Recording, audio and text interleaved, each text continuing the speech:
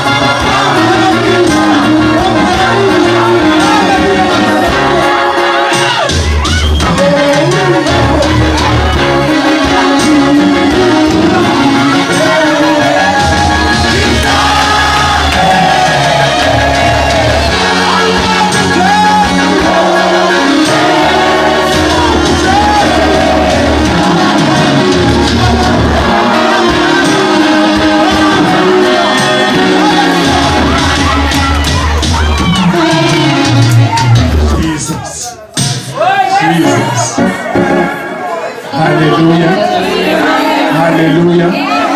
Hallelujah. Jesus Christ voice choir. Choir is Jesus Christ voice choir.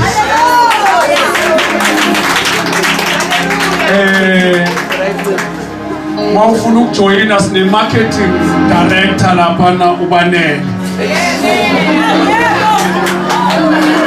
Mayicedile ngawo ubanene uyala utshutshuza uya-audit bese ke ukhipha i-joining fee ye-R1,000. Hallelujah. Mangibingelele kubaba mfundisi senior pastor uNtombela, mfundisi uMchulana, ngibize kahle phela ngompedi mfundisi wamkhosi Kabela. Magethe. Amen. Nabo bonke abefundisi engabazi nabo mamfundisi abakhona, bingelele omama obaba. Ningangidlaleli nangidlalela mina ngiyobele ngikhohlwa ningasadlali. Amen basalwane. Nadlala nje ngiyokhohlwa mhlabelele, ngiyathanda ukuhlabelela. Hallelujah. Ngibingelele omama obaba sizwa neintombi no-Sunday school egameni leNkosi yethu Jesu. Ngibonga ukuba khona la ekhaya God's power. Mangihlekela ngiyacabanga ukuthi angazi ngagcina nini kuzala. Ngibonga ukukhunjulwa. Hallelujah. Siyabonga abazalwane kule nkonzo esinayo namhlanje. Inkosi inibusise. Ngicela ukuthatha nje 30 minutes. Ngicela umakhelwane uyothatha 30 minutes.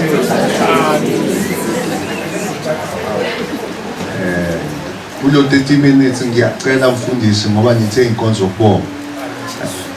Sifunde emabhayibhelini ethu uivangeli ngokuka Luka isahluko ayizami lezo ba. Ngicela nitholele umfundisi ezakhe ibuko nonaze. Ivangeli ngokuka Luka bazalwane isahluko 17. Ngicela sifundeni from verse 11 to verse 19. Ngesizulu ngoba ngifuna ukuya ezulwini. Ezulwini kukhulunywa isizulu. Cela ningifundele. Wathi esehamba ngokuka Luka 17 verse 11 up to 19. Wathi esehamba umuva eJerusalema wadabula iSamariya neGalile. Esengena emzaneni othile wahlangana naye amadoda ayishumi anokhoko. Amela kude aphakamisa izwi athi, Jesu Nkosi sihawukele. Uthe ewabona wathi kuwo, hambani niyoziveza kubapristi. Wathi esahamba ahlambuluka. Enye yawo isibona ukuthi iphulukisiwe yabuya imdumisa uNkulunkulu ngezwi elikhulu. Yawa ngobuso ngasezinyaweni zakhe imbonga. YayingumSamariya. Kepha uJesu waphendula wathi, akuhlanjwe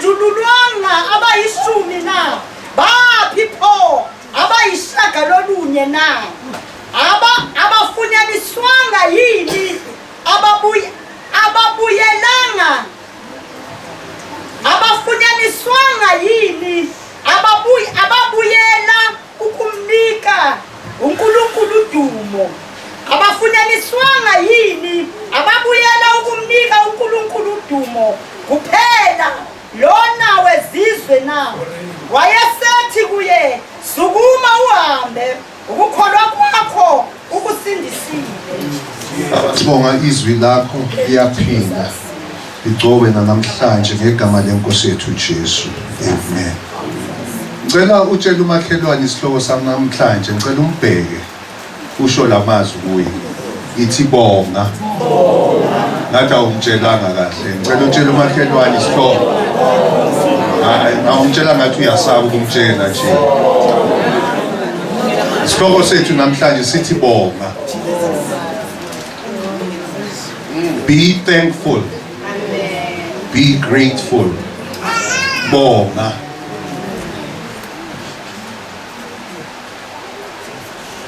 Umntwana ongabongi uyisayini ukuthi abazali abafundisi. Amen. Ngoba into yokuqala umzali ayifundisa umntwana ukubonga. Umfundisi ongafundisi ibandla ukubonga akafundisi. Ngibe newari mawuthi ngiyacala ukuyenza. Ngathi kunento esingayifundisanga. Uyanitshe ke bazalwane. Njengomakhelwane sesingabhinyitshe. Inkonzo ngoba sizobonga. uLuke 17 la sifunde khona. uJesu unenkinga nabazalwane abangabongi.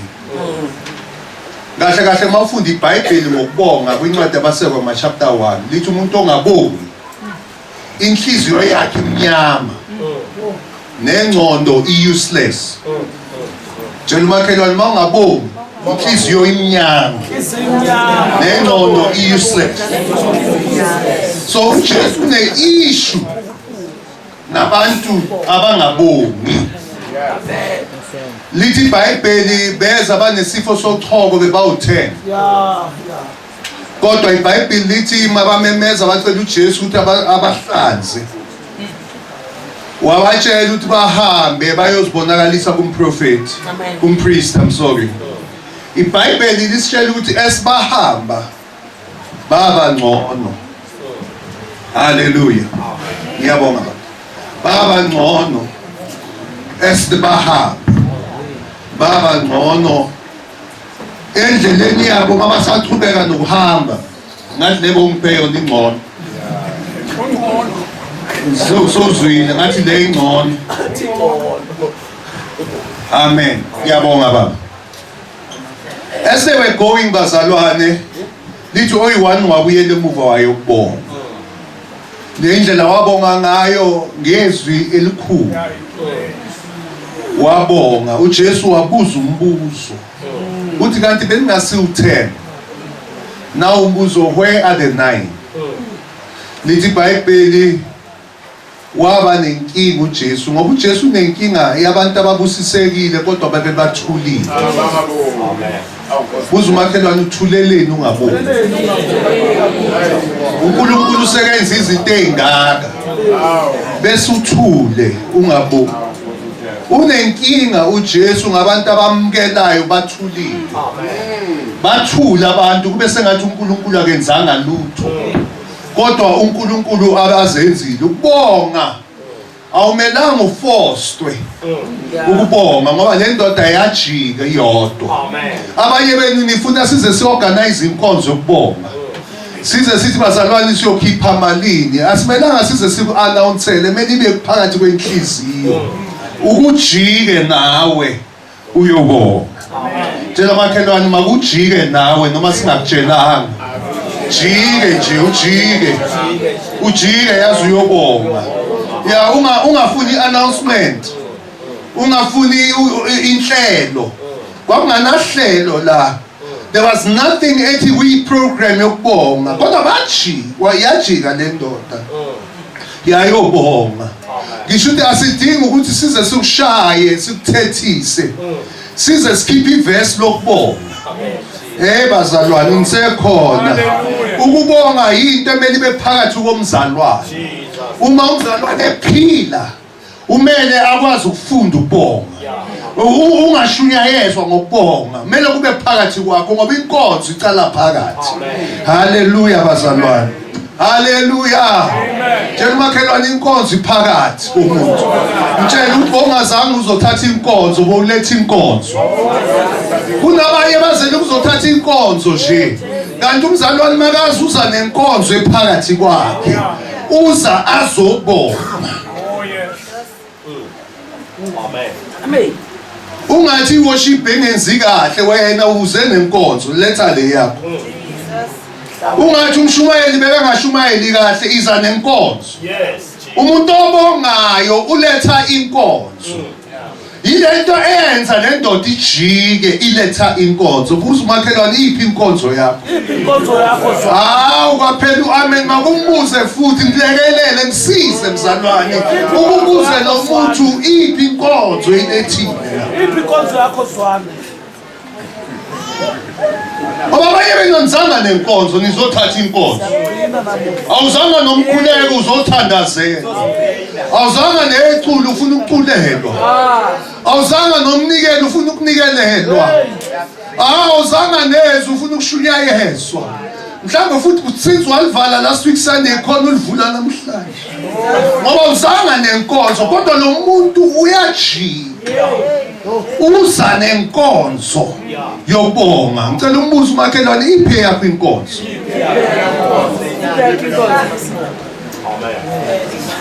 Inkonzo mele ibe phakathi komuntu. Ayikho into ebuhlungu njengomuntu okhonzayo kodwa akhonza into ingekho kuye. Uthi uyamuzwa uyacula kodwa ayikho phakathi la engqondweni. Oh lo muntu lo uyajika uyobonga. Cela utshela makhelwane makujike na uyobonga. Ungafuni announcement, ungafuni izinto ubonga. Ubonge zonke izinto uNkulunkulu akwenzele zona bongeke wazenzela. Uzibonge. uJesu unenkinga nalabo abawu9. Unenkinga ukuthi uma sekabayelusize kangaka kuze kanjani. Where are the 9? Now umbuzo. Where are the 9? Bese 10. Kodwa out of 10, oyi-1 uzobonga. And izuthini kubonga owezizwe. Amen. Bakuphi laba abawu9? Abenkonzo yabo. Abamele bazobonga. Maybe make sizama ukuphendula abazalwane. Ngiyosho amaphuzu amathathu bese ngiyohlala phansi. Why did the 9 not come back? Number 1 bazalwane, isizathu sokuthi bangabuyi laba abawu9 ilesi. Ilendlela ukuhlanzeka kwabo kwenzeka ngayo. Amen. Mangisho ngalendlela ngoba nina nithanda ama miracle. Ilendlela lesimanga sokuphiliswa kwabo senzeka ngayo. Cela nilalele iBhayibheli. iBhayibheli lithi uJesu wababeka isandla baphulu. Lithi iBhayibheli wathi hambani. Lalela lithi iBhayibheli. Esibehamba. Bebaba ngcono. Yeah. Hey, somali. Ababanga ngcono ngoba babeka isandla baphulu. Hey. Ukusizakala kwabo nokuhlanzeka kwabo. Bekufuna ukuthi bona bathathe inyathelo. Bahambe. Esibehamba. Yabona uma umuntu athatha isitop uyabona ngibangcono. Uyaqhubeka uthathe isinto sengcono. Aqhubeka athi lesi ngingcono kunalapha. Abuye aqhubeka azibone ngcono. Nayi into eyayenza ukuthi bangabuyi ngoba bebabona ngathi demo baqhubeka. Baba ngcono. Siyam. Thank you, Jesus. Jesu baqhubeka ngicabanga oh. Yazi kulula abazalwane. Ukungabona umusa kaNkulunkulu ucabanga ukuthi uphumeleliswa inyathelo ozithathayo. Yilokho kwenza abantu abaningi bangabuyi ngoba kuneyinyathelo abazithathayo. Kube sengathi baphumeleliswa yile inyathelo zabo. Bangabona umusa abaphiwe wona. Amen. Into ebayenza ukuthi bangazobonga ilendlela lesimanga senzeke ngayo. Ngoba baconfuse. Ningizwe? Baconfuse umusa kaNkulunkulu neinyathelo zabo. Cela nibuyeni, buyani. Jesus. Ngike nginisize. Ngoba mhlambe aningizwa kahle. Omunye umfundisi ngelinye ilanga umntwana wakhe bebaba memile kwi-birthday yebhayisikili. Manje umfana wakhe akakwazi ukushova ibhayisikili. Yeah. Umfundisi umfana akafuni ukuya ngoba bazomhleka. Umfundisi athi hayi ngizafundisa ingane yami ukuyoshova ibhayisikili. Umfundisi makaphuma nengane yakhe ngoba bekana 4 years ngaleso sikhathi kuyomfundisa ukushova ibhayisikili. Uphuma naye uthi mangiphuma uthi ngiyabheka indlela iyehlela. Uthi hayi angikwazi ukumfundisa la iyehlela khona ngoba ngahle ngigijime kakhulu. Ngcono ngumfundise la kukhukela khona. Yeah. Maka decide ukumfundisa uthi kuye gibela uyagibela. Umfundisi ubamba isihlalo. Ubamba isihlalo sebhayisikili. Uthi kuye shova. Lo mfana ubhizi ushova le bhayisikili umfundisi uyamlandela ubamba isihlalo sebhayisikili ngiyaxolisa cishe ngithi sebhayibhili sebhayisikili. Njengoba bamba isihlalo umfundisi umfana uyashova ubona sengathi uyakwazi ukushova uyajabula umfana uyajabula ukushova le bhayisikili ucabanga ukuthi uyakwazi ukushova kanti baba ubambe isihlalo uyagijima uyashova umfana kodwa ubaba uye obambe isihlalo yena uyashova kodwa uma ubaba angabambanga lesihlalo lo mntwana kube afika lo mntwana azashaya izandla phakamisa izandla de ngikwazi ukushova kanti akaboni ukuthi ukhona umuntu obambe lesisihlalo nathi sinjalo ngesikhathi sinocabanga ukuthi siphumeleliswa izinto esizenzayo kanti ukhona obambe isihlalo ukuthi singawi. Never ever uconfuse umusa kaNkulunkulu neinyathelo siphathile. Yes. Amen. Hey. Ingakho abantu bangabuyi. Umuntu basephumelela akhulele khona la angasabuyi acabanga ukuthi ngoba mina sengifundile ngoba mina senginotho aconfuse lokho kube sengathi uye wakwenza angazi ukuthi bekunomusa. Hey. Unendoda ibamba isihlalo. Thank you Jesus. Abanye bethu asibuyi ngoba sicabanga ukuthi besingcono ngoba sithatha inyathelo ezingcono kanti ukhona umuntu bekabamba isihlalo semusa. Number 2, why bangabuyanga? It's because bebangasibantu baseGalilee. They were Galileans. Uma ufunda uverse 11 lithi uJesu makahamba uye eJerusalem udlula phakathi kweSamaria neGalilee. Abantu baseGalilee. Ufuna ningizwe baseGalilee. Nje makhelwane baseGalilee. Yazi why bangazanga? It's because no Jesu waseGalilee. Laba bawu9 kanye noJesu. uJesu ku hometown yakhe Galilee. Nithi ni Galilee ngiyabonga baba. Yazi akhonto ebuhlungu njengabantu abakwaziyo abakujwayele. Amen. Abantu abakujwayele banokufika ngathi banelungelo phezulu kwakho. Kube sengathi uyabakweleta. Yeah. Tshela makhelwane yini ngathi basho wena.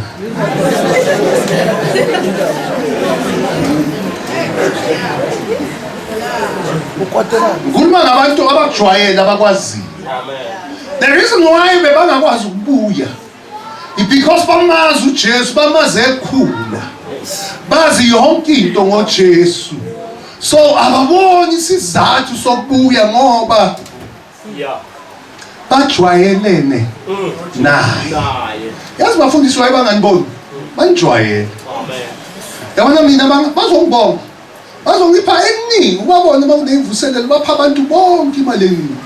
Wena ngoba walo bajwayele. Hayi kwaphela uamen esontweni. Yilento enza ukuthi nabo baba emakhaya bangasithandi. Ngoba ubaba bamjwayele mabamphukudla bampha sona. Kodwa mafika mina bakhipha nezinto ezingaziwa. ngoba mina bangijwayele. Hayi kwaphela uamen esontweni. BaseGalilee labazalwane. Bajwayele uJesu. Bamjwayele ngalendlela ukuthi ababoni isizathu sokubuya. Bajike bazobonga ngoba bamjwayele. Amen. Yazi into yokujwayela iyahlupha ikwenza ufile ngathi une right. Entitled. Bekamela ngenzele. Tshela umakhelwane nawe ngathi unaloyo moya ukuthi bekumele ngokwenzele. Ya ubuke nomntwana wakho unaloyo moya bekamela ngenzele. Yebo lamalanga mawushada nabafazi banamhlanje mawushada uyamkweleta. Uyamele umenzele. Angisho wena ngisho loyo omunye mhlambe nawe iyakufanela nazi. Nisekhona abazalwane. Galileans banenkinga. Abantu baseGalilee banenkinga ngoba bane-entitlement. Bathi mina ngifanele bekamele ngenzele. Ngoba umkhaya ba. Iyo into mangazi uJesu ukuthi laba bezanga kodwa bheka kuzebani kuze lo mSamaria okungasiwa wesizwe sakwaJuda. Mangi-explain umSamaria ningizweni. Ngicela ningizweni umSamaria kancane nje ngumSamaria. UmSamaria yazi uze njani? uNkulunkulu wathi makakhipha isizwe sakwa-Israyeli eGibhithe, masithunjwa. Lithi iBhayibheli mabathumba kwathathwa wonke uIsrayeli wakhishwa waya e-Assyria. Maka e-Assyria, inkosi yase-Assyria yathumela abantu base-Assyria bazohlala ezweni lakwa-Israyeli. Mabahleli lapha uNkulunkulu wangathokozi ngoba lelazwe lakwa-Israyeli. Amen. Wathumela uNkulunkulu amabhubezi. Adlala ama-Assyrians asiyacela ukuthi cha siyacela. Izwana athi siyacela ukuthi usenzele ifavor Nkosi usithumele abantu bakwa-Israyeli bazosifundisa ukuthi uNkulunkulu wala ukhonzwa njani. Hey Jesus. Ngitshela iBhayibheli, tshela umakhelwane Bible school manje. Umfuna wazi umSamaria uvelaphi. Then mabafika ke laba kwa-Israyeli bafika lapha bashadelana nabezizwe. Mabashadelana ngesikhathi saka-Ezra mababuya. Kwaba ne-discussion serious mawufunda incwadi ka-Ezra. A very serious discussion ukuthi asikwazi ukukhonza nomuntu ongasi umJuda phelele. Kwamele basuswe bayobekwa eSamaria. Amen. Amen. Nina. Amen. Makhelwane sengiyamazi umSamaria. Manje ke ngesiJesu mawufunda uJohn 4 ukhuluma nomama waseMsamaria ngoba umSamaria abakwazi ukuyokhonza eJerusalem. Bakhonza entabeni. Let me tell you ngale ntaba eyiphi. uNkulunkulu watshela uMoses. Watshela uMoses ukuthi mawufunda iqalekiso usifunde entabeni yase-Ibala. Mawufunda ibusiso ufunde entabeni yaseGerizim. So bona ke ngoba balele ukuyokhonza eJerusalem bahamba bayokhonza la kuneyibusiso khona. Tshela makhelwane ngathi nawe ukhonza la kuneyibusiso khona. Awukhonzi la uNkulunkulu akhethe khona. Ngiyamtshela makhelwane ungangikwateli, tshela makhelwane ungangikwateli ngoba ngathi ukhonza la kuneyibusiso hayi la uNkulunkulu akuthume khona. Seniyezwa ngithi bazalwane. So nangu umuntu ongumSamaria la sesifunde khona kuLuka. UmSamaria lo uyazi ukuthi yena amaJuda mabambona uyinja. Amen. Aningizwanga. Babizinja. Akafanelwe. Akafani nomGalilee. UmGalilee yena ufanelwe. Kodwa nomSamaria ayikafanelwanga yilento. Nasi isizathu esenza umSamaria abuyele emuva.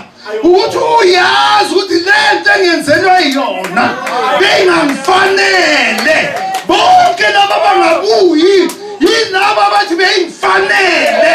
Kodwa nomSamaria ubuyiswa ukuthi uyazi ukuthi bengamfanele. Hey Jesus. Nginombuzo for wena. ungumGalili noma ungumSamariya?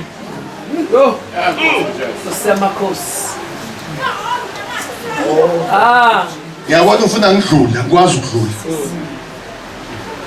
ungumGalili noma ungumSamariya? Makubuza umakhelwane, uyini we? ungumGalili noma ungumSamariya? Mama uNkulunkulu sekakwenzele konke lo. Unjani we? Amen. Silekelele Nkosi.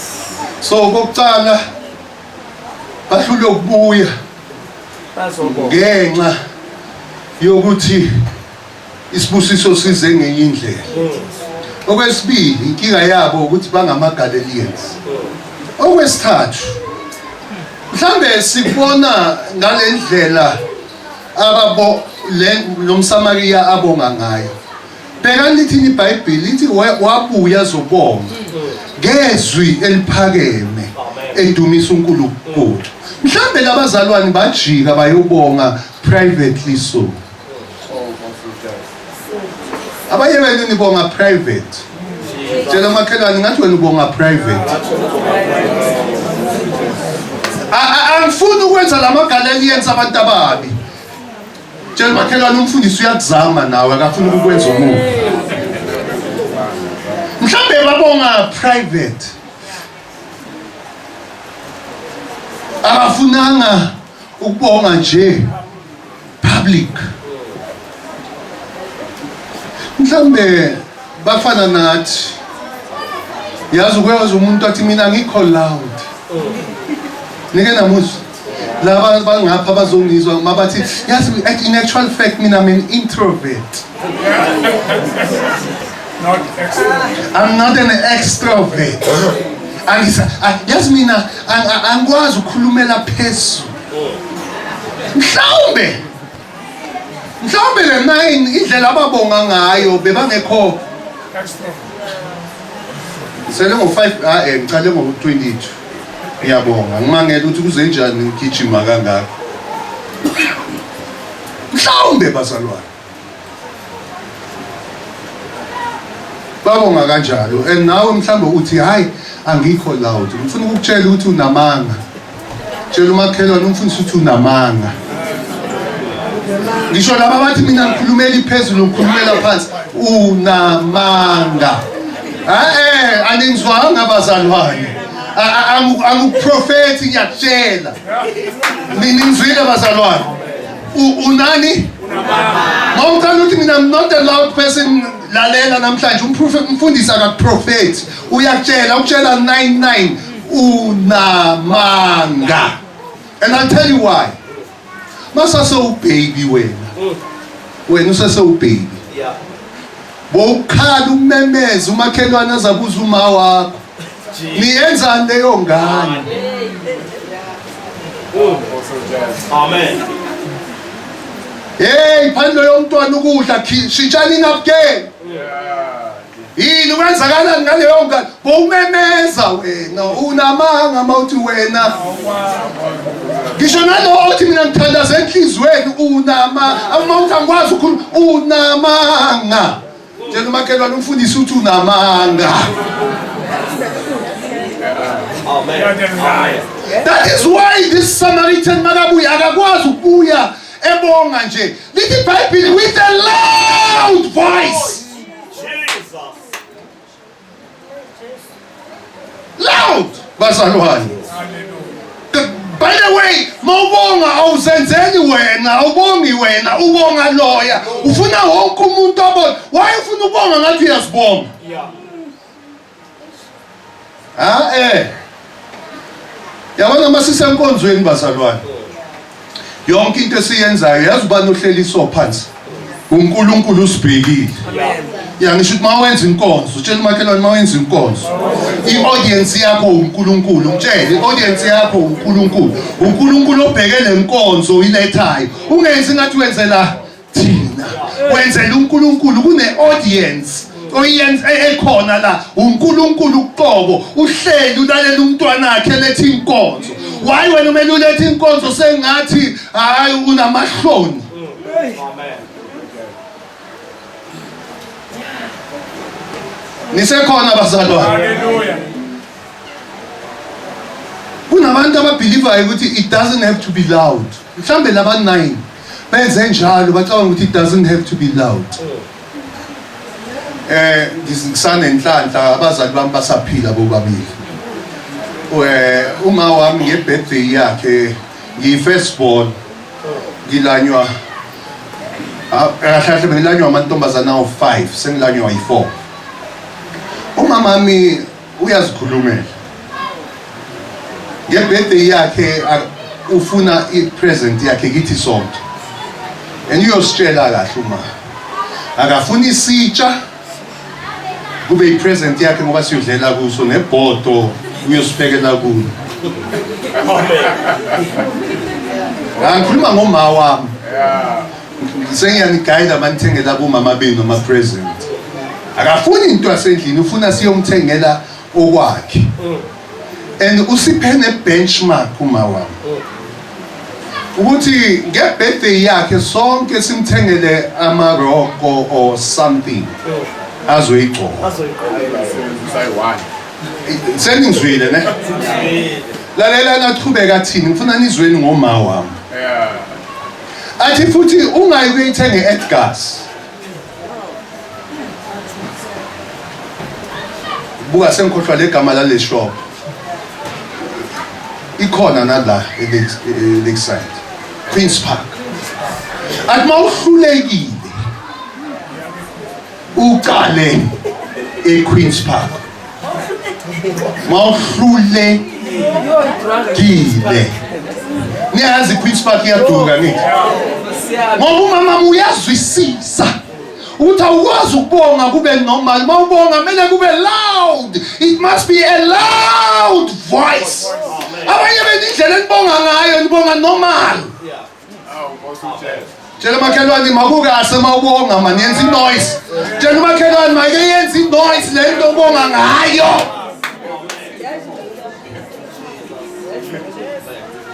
Ngidalazali into yagogo makafika uvela abheke athi cha ayibuye eQueen's Park akusindlela yami le. Ukutshela kahle ugogo ukubo 70s akutshele kahle sithi yothengela abo auntie athi abantwana abangeke bayokuthengela anywhere baya. Tshela makhelwane loud voice.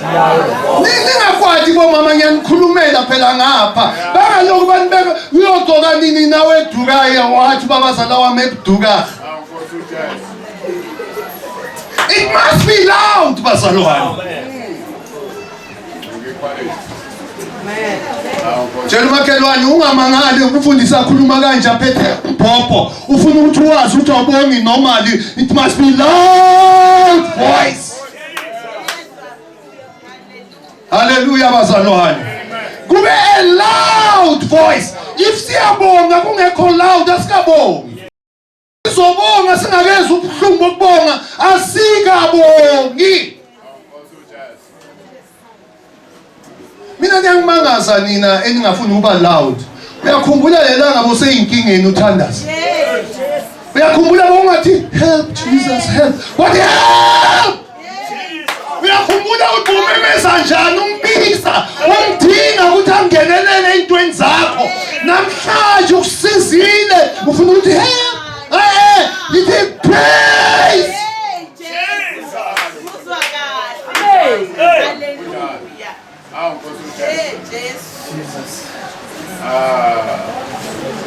Ngifuna libheke lithini iBhayibheli.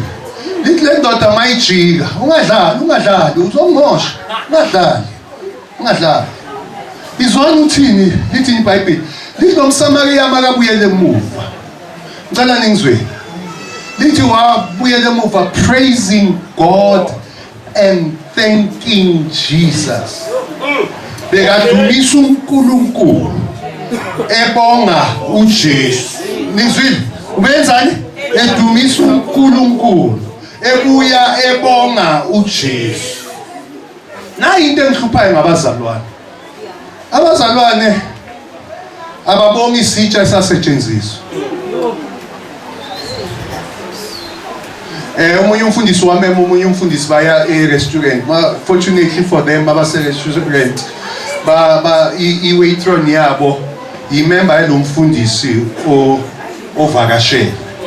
Manje umfundisi lo ovakashile ubuza le member ya e-waitron ukuthi mawumtshele kunjani kuba la uthi hayi kuhle uyakhuluma ngomsebenzi yakhuluma athi bese le waitron ithi kodwa khona into eyiwane engingayithandi esingayithandi thina la athi yini athi asithandi uma sipha abantu ukudla bakuthandazele.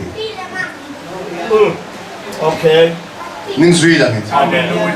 manje umfundisi lo vakashila axakeke ukuthi kodwa umzalwane waye ningathandi aphendule athi bonke laba abathandazela ukudla babonge abasiphi tip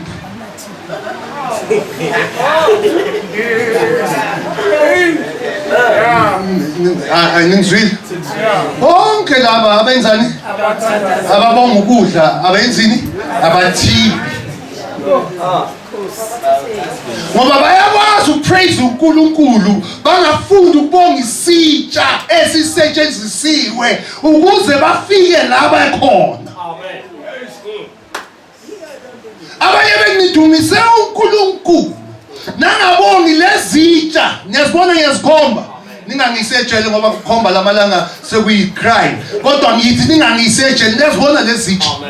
Uma nidumisa uNkulunkulu ningakhohlwa ukuzibonga lezitsha. Ingakho iBhayibheli lithi lo mSamaria makabuyele emuva with a loud voice wadumisa uNkulunkulu wabonga uJesu. Cela ningizweni. Ngiyabonga ukuthi niyamdumisa uNkulunkulu ningakhohlwa ukubonga lezitsha. Amen.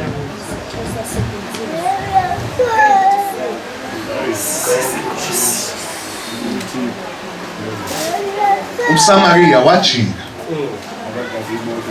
uthe makabona ukuthi umsindise la azange asafuna ukulinda next week wajika ngaleso sikhathi uthi angiyolinda nala moment ngiyobonga ngaleso sikhathi. Endalela uJesu uthini sengicedile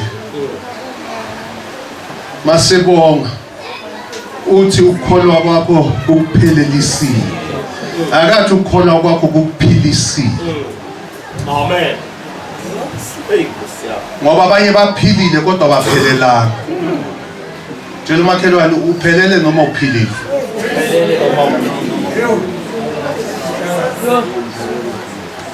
Bye bye.